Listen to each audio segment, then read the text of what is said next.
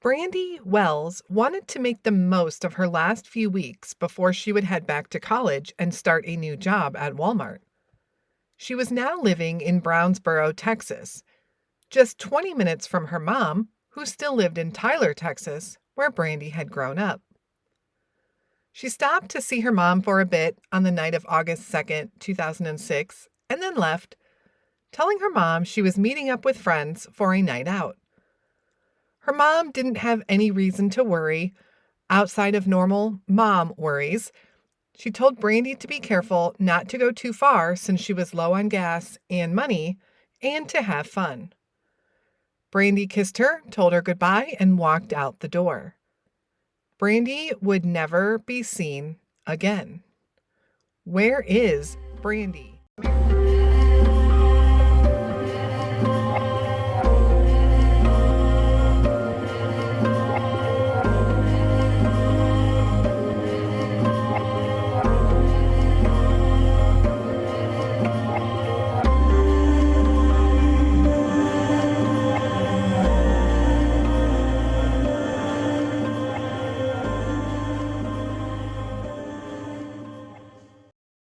Welcome back to the Where Are They podcast.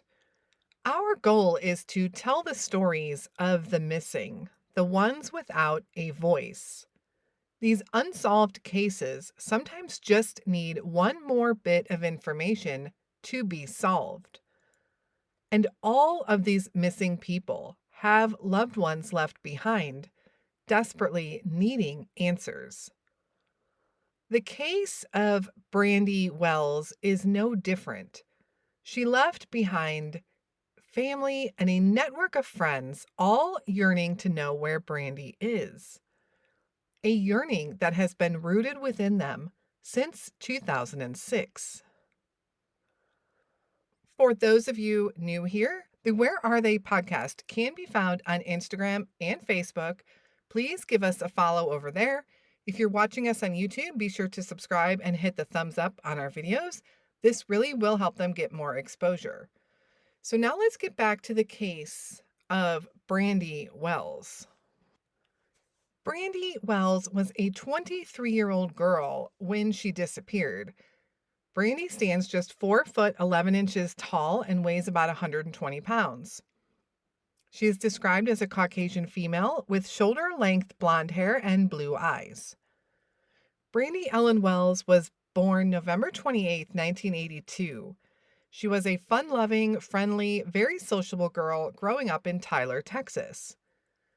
Brandi, along with her best friend Janelle, enjoyed church activities and singing in the choir. In fact, Brandi had dreams of becoming a country singer one day. Brandi also loved to play the flute in the band at school and enjoyed being a member of the Flag Corps. After graduation, she would in fact receive a college scholarship for her Flag Corps achievements. In college, Brandi still pursued music and Flag Corps, but her dream became to become a kindergarten teacher, just as her grandmother had been. At age 19, following her second year of college, Brandi would meet a young man. They would get married, and together they would move out on their own. They moved to Dallas, Texas, but eventually the pressure of money would cause her to drop out of school and get a full-time job. By the time Brandi was 21, she and her husband would separate. It would be a quick dissolution of their marriage, and Brandi would decide to move to San Antonio and live with a male friend. Brandi and he would begin dating at some point, but this young man would end up enlisting in the military and being called overseas. This would prompt Brandi to move back towards her parents and her friends, and would move in with another friend in Brownsboro, Texas. Brownsboro was just 20 minutes from Tyler, Texas, where Brandi had grown up and where her mother, stepfather, and younger sister still lived. Brandi's close friends would say that during these moves and during these couple of years, Brandi seemed to be a little lost.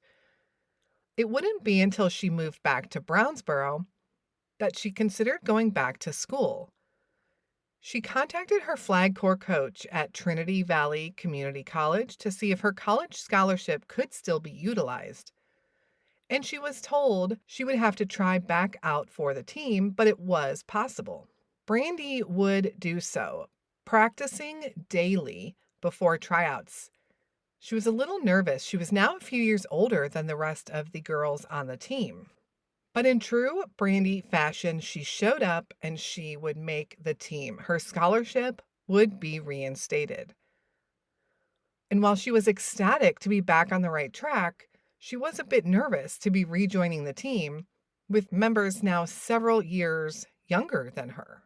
On August 2nd, 2006, Brandi surprised her mom by showing up at her apartment in Tyler, Texas. Her mother, Ellen, was shocked to see Brandi, but also very happy. As a young 20-something who had lived far away for quite some time, Ellen didn't get to see Brandi very often. They would talk for a bit that night, and Brandi told her mom she was going out to meet some friends at a club. Her mom assumed that she meant the nearby Electric Cowboy in Tyler. Brandi went to get ready and went into the bedroom of her younger sister, Georgia, for a bit. A short time later, Brandi came out, asked her mom if she looked all right in her outfit, a tan tube top and rust-colored gaucho pants, and black high-heeled sandals. Her mom said she looked cute, and Brandi would set up her makeup bag on the table in the living room and finish doing her makeup. During this time, she told her mom that she didn't have much gas in her car and asked if she could borrow her car.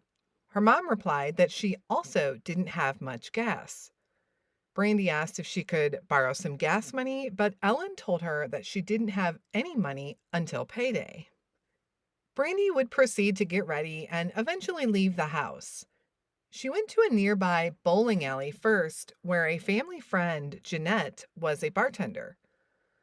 Brandi had a drink at the bar, telling Jeanette her mom had said she could add it to her tab.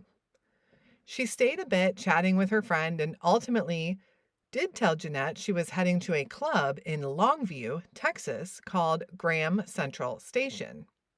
Jeanette had advised against going so far. It was a 45-minute drive from Tyler, but Brandi insisted she would be just fine. Brandi would leave the bowling alley around 9:30 p.m. and head towards Longview. The next morning, August 3rd, 2006, around 9:15 a.m., a state trooper finds an abandoned car along I-20 westbound near Longview.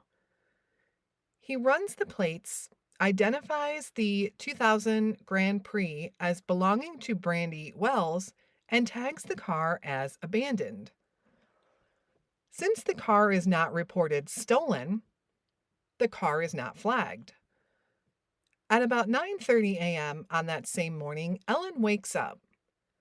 She saunters out to the kitchen and notices that Brandi's makeup bag is still sitting on the living room table. Glancing at the couch, however, she sees that Brandi is not there, but doesn't think too much about it. Possibly Brandi just stayed with a friend last night and would be back shortly. Throughout the day, Ellen calls Brandi's phone a few times, but the phone is going directly to voicemail. While this does seem odd to Ellen, as Brandi always had her phone on and nearby, she thought that maybe she had gone to a friend's and just didn't have her charger with her.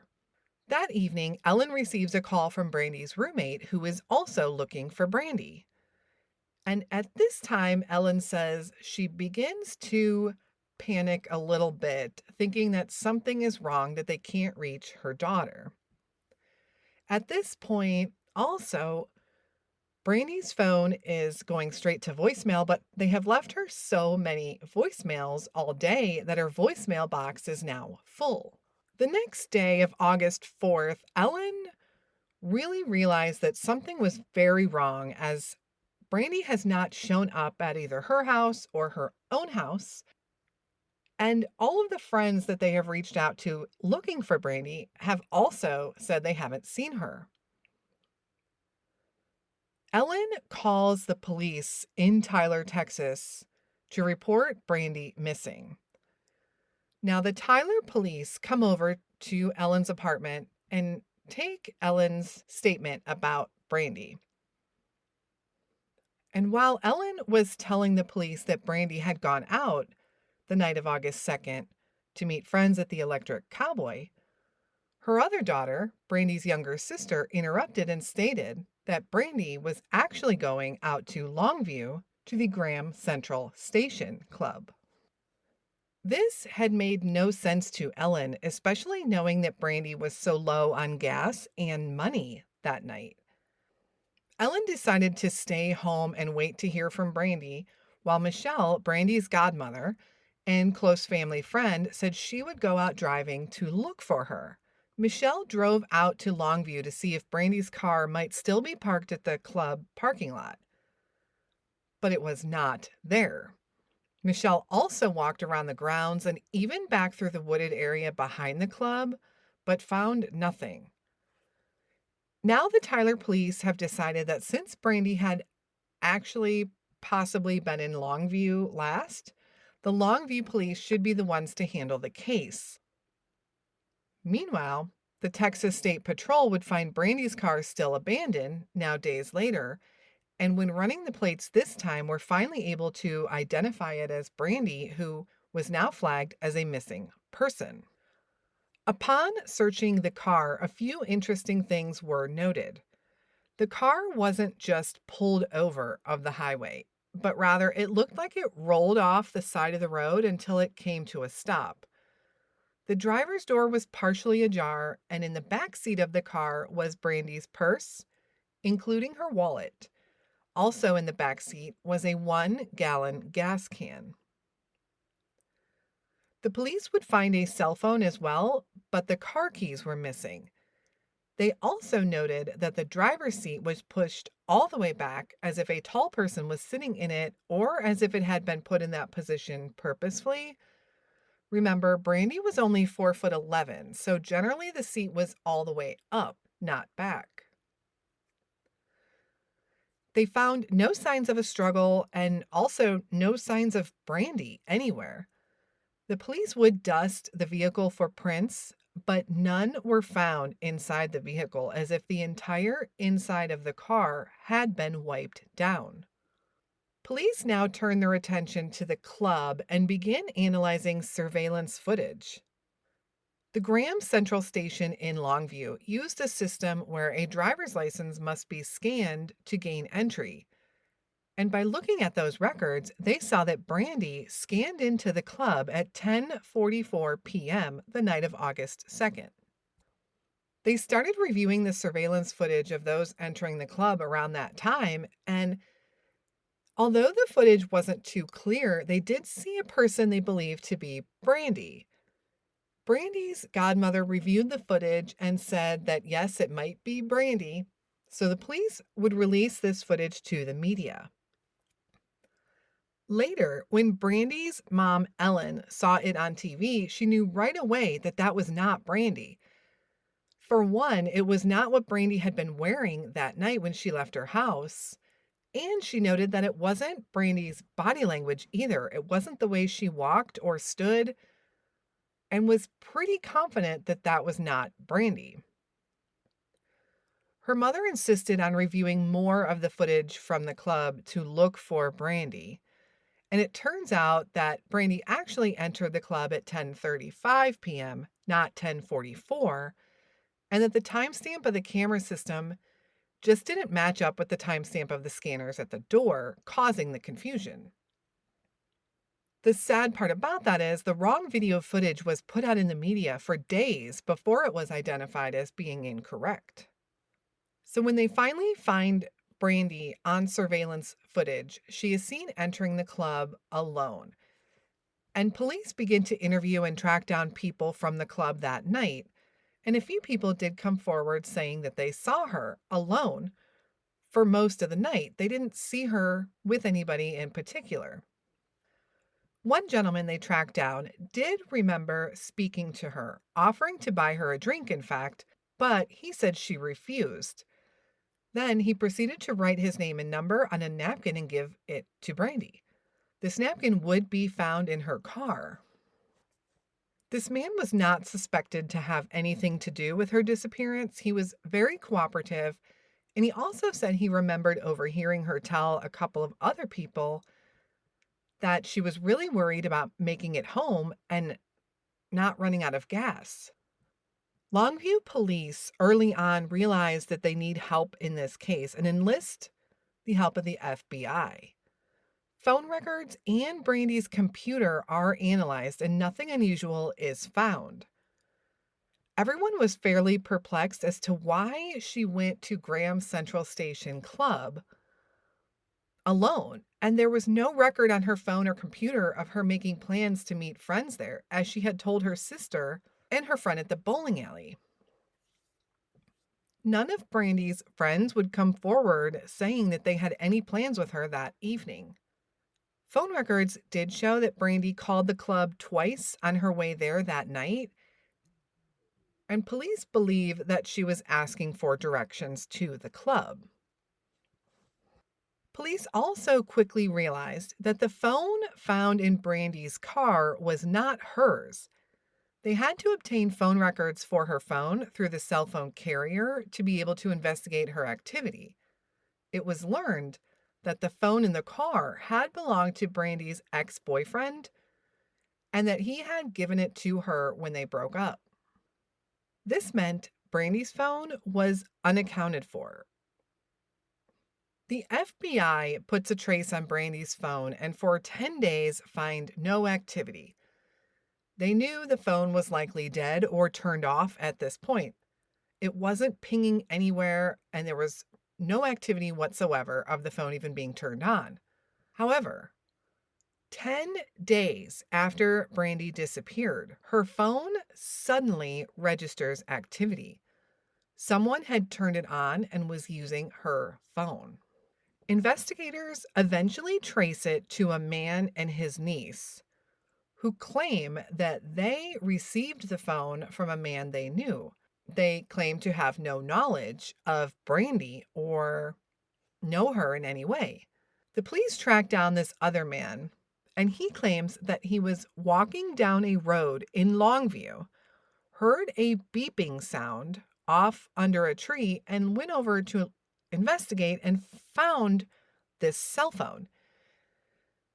The location he said he found the phone in was a seedy part of town and just a few miles from I-20 where Brandy's car was located. And of course, police found this suspicious. How did this phone battery last in the elements for so long, or did it? How could this man have heard the phone beep? Police would never name this man publicly. Another interesting person they came across was on the surveillance footage. They find Brandy leaving the club just after midnight, alone, and walking out to her car. She heads off camera toward the right. A few seconds after her, a man exits the building in a black shirt and a white cowboy hat. He goes off to the left. Just before Brandy's feet exit the screen, they stop and they turn to go the other way. Some have wondered if this man had called out to her. Some have also speculated that she might have just forgotten where she parked and turned directions. Since nothing more is seen on camera, we really can't be sure. And while this man on the camera could have easily had nothing to do with Brandy, we just don't know until he can be identified and questioned, which to date, he has not been. This case has an extreme lack of evidence, lack of theories, and even lack of suspects. Brandi Wells just seemingly vanished into thin air. Brandy's family waited for answers. They searched. Ellen made every attempt to keep Brandy's story in the media as much as possible. In October of 2006, a fire burning off the highway brought out investigators. This fire was set ablaze in an oil field just 7 miles from where Brandy's car was found. And upon investigation, authorities quickly realized there was a body in the blaze. This description was vague due to the circumstances, of course, with the fire. but investigators wondered if it might be Brandi. The police were able to put together a sketch of the person that they had found, and they released this sketch to the media while the medical examiner awaited dental records. There was a resemblance to Brandi, or so everyone thought.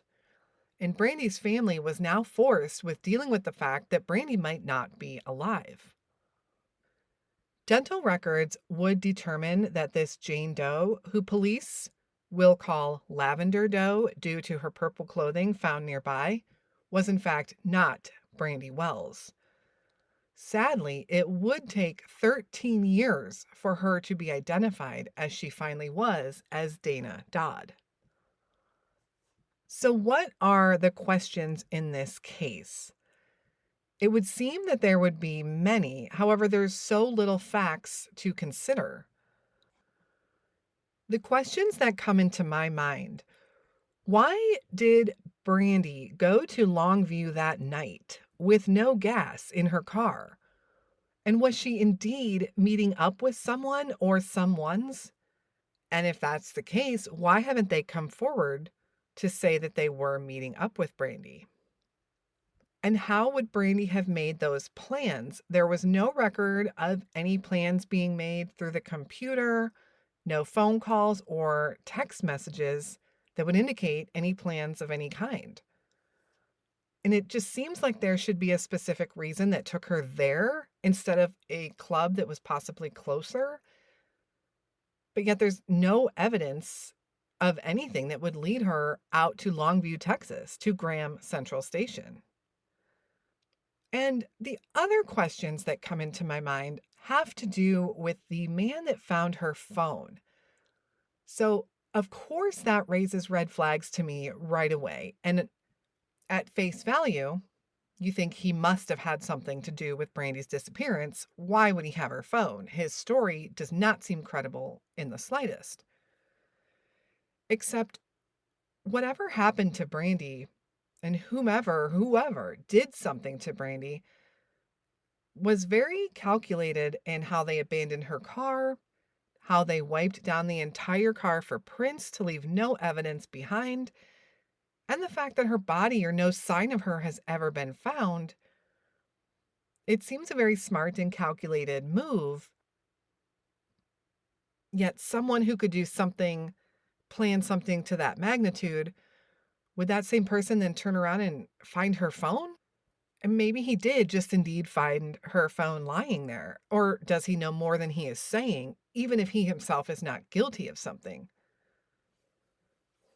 I can't fault a young woman of 23 years old for wanting to go out and have a good time, especially since she was getting ready to go back to college and start a new job soon. And Brandi was known to be talkative and social, so perhaps she had no problem going to a club out on her own. But what happened to her from there? There are a few popular theories discussed in Brandi's disappearance. Theory number one: Brandi met with harm at the hands of someone she knew. Was Brandi meeting with someone she knew at the club? Someone who is ultimately responsible for her disappearance? But who and why? Brandi was known to be well liked by everyone. And if it was someone she knew, why was there no record of her communicating with them via her phone or her computer? And Brandi was said to have called the club twice that night while she was on her way asking for directions. Why not call the person or people that she was supposed to be meeting with first? And remember, no one saw her with anyone particular that night at the club. And it's true that many victims fall prey at the hands of someone they know more often than a stranger. But there is absolutely nothing that points to this theory as being what happened to Brandi Wells. The second theory is that Brandi met with foul play at the hands of a stranger at the bar. Perhaps the man in the white cowboy hat, or someone else she ran into in the parking lot just out of reach of the surveillance cameras. Did they take her somewhere and then just dispose of the car on the highway? The third theory is that Brandi had car trouble and met with foul play alongside the road. And this theory does seem plausible, seeing as how she was so low on gas. And a 45-minute drive would easily take a toll on someone's gas tank. What's also interesting is that a gas can was found in the back of Brandi's car, but it is not known publicly as to how much gas was actually found in the car when it was discovered. And there has been criticism that that wasn't something that was documented when they brought the car in. Brandi's mom, Ellen, and her closest friends say they had no knowledge of her even owning a gas can. So, did she run out of gas and someone stopped to offer their help? Someone who then drove her car to that location, having to move the driver's seat all the way back. So many questions in this case and not enough answers. And it's now been 15 years without any sign of Brandi Wells. Brandi was just a bright 23-year-old girl, excited and just weeks away from beginning a new chapter in her life. Sadly, that would never happen. Brandi Wells is described as a Caucasian female with blonde hair and blue eyes. She's always been known to be outgoing and talkative and overall a likable girl. She was last known to be in Longview, Texas on August 3rd, 2006. If you have any information as to the whereabouts of Brandi Ellen Wells, please call Longview Police Department at 903-237-1110. Thank you all so much for listening to Brandi's story. Brandi has a network of family and friends who still to this day, 15 years later, yearn for answers. You can find the Where Are They podcast on Instagram, Facebook, and YouTube. And if you are interested, grab yourself some merch in our online store. Proceeds always benefit our monthly charities. If you have a case suggestion for us, you can email me at canwefindthem@gmail.com. Spread the word of the case of Brandi Wells. Someone must know something. A 23-year-old young woman does not just vanish into thin air, abandoning her car on the side of a busy highway. Thank you again for tuning into this episode of Where Are They? We will be back again next week with another episode, and until then, stay safe and hug your loved ones.